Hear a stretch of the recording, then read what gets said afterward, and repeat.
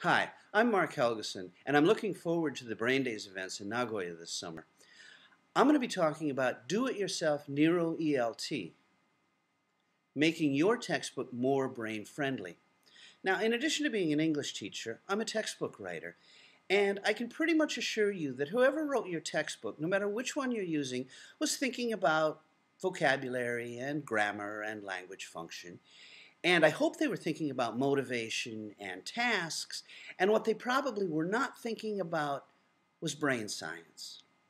But we can and we should. After last summer's brain events, Curtis Kelly, another textbook writer, and I started thinking specifically about the science as they relate to our activities. What do we know? What do we know for sure about things that go on in the classroom?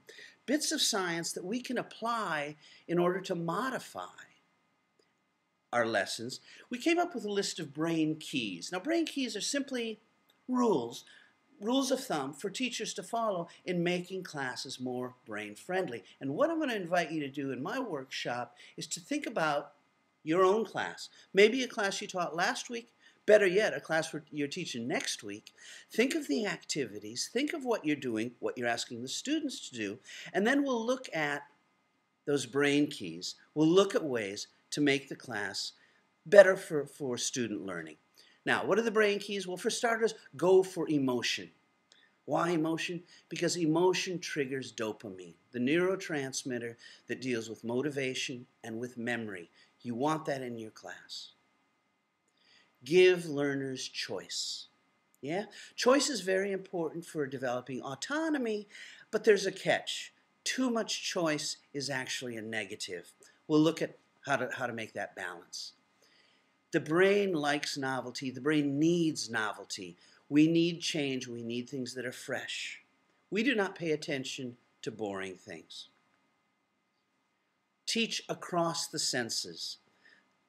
When students get multisensory input, visual input, haptic, tactile kinesthetic input, as well as auditory input, they remember more, they learn more.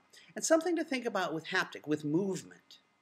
How long do your students sit during a class? A lot of teachers have them sit pretty much the whole class period. Did you know that if they sit for 20 minutes, there's a blood buildup in the buttocks, lower legs, and feet? Yeah, blood flows south. When they stand up and move for just 1 minute, you get a 15% increase of blood in the brain. That's more oxygen to the brain. The brain needs a challenge. Don't make the class too easy. It's bad for motivation. It's bad for learning. And let students create. Students want to create. And something interesting that goes along with creativity, and that's praise. If we praise the right way, it increases creativity, increases effort.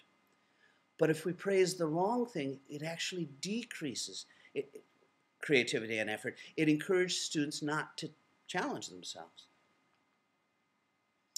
Personalization. It's no surprise that you learn better when you are part of the lesson connects to you and your life. And we'll look at ways to do that in your class. So these are some brain keys. It's just a matter of applying them. As they say, just do it. I look forward to seeing you in Nagoya. It's going to be a great conference.